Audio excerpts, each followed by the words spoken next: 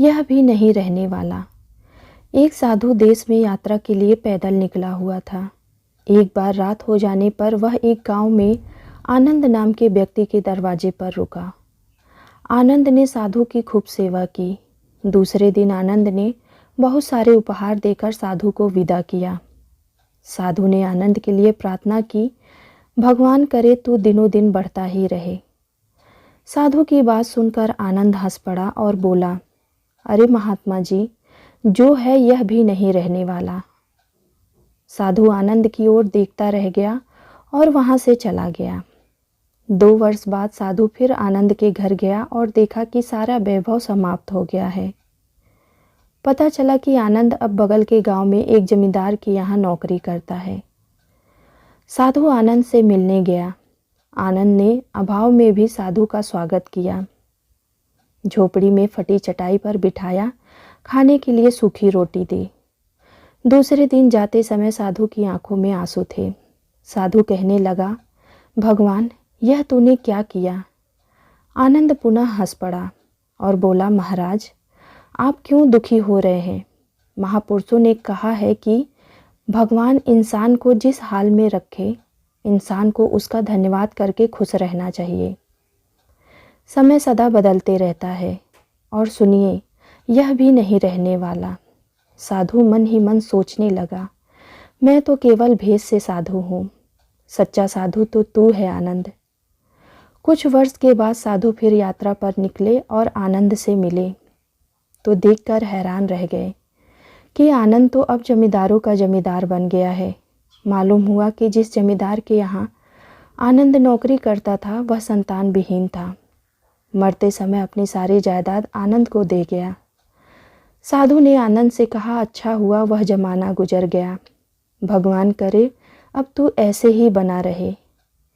यह सुनकर आनंद फिर हंस पड़ा और कहने लगा, महाराज, अभी भी आपकी नादानी बनी हुई है। साधु ने पूछा, क्या यह भी नहीं रहने वाला? आनंद ने उत्तर दिया, हाँ, या तो यह चला जाएगा या फिर इसको अपना मानने वाला ही चला जाएगा।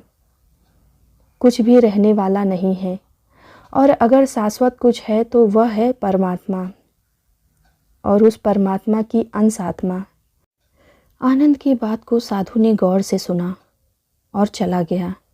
साधु कई साल बाद फिर लौटता है तो देखता है कि आनंद का महल तो है किंतु कबूतर उसमें गुटुरगू कर रहे हैं और आनंद का देहांत हो गया है। बेटियां अपने अपने घर चली गई हैं। बूढ़ी पत्नी कोने में पड़ी है।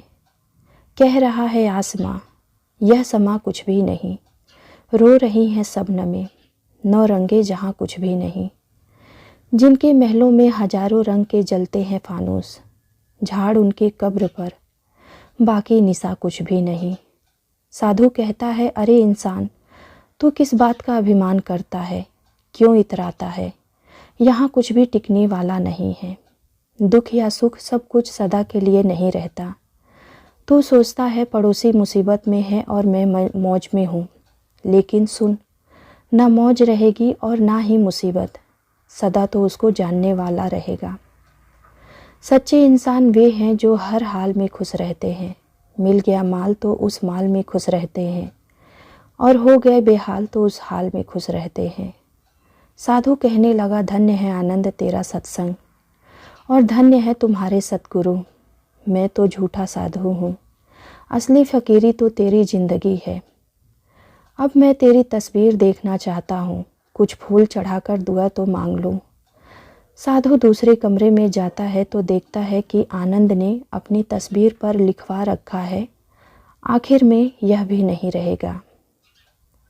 उम्मीद करती हूँ आप सबको यह कहानी ज़रूर पसंद आई होगी। ऐसे ही नए नए कहानियों के साथ जुड़े रहने के लिए कृपया हमारे चैनल को लाइक और सब्सक्राइब ज़रूर कीजिएगा। धन्यवाद।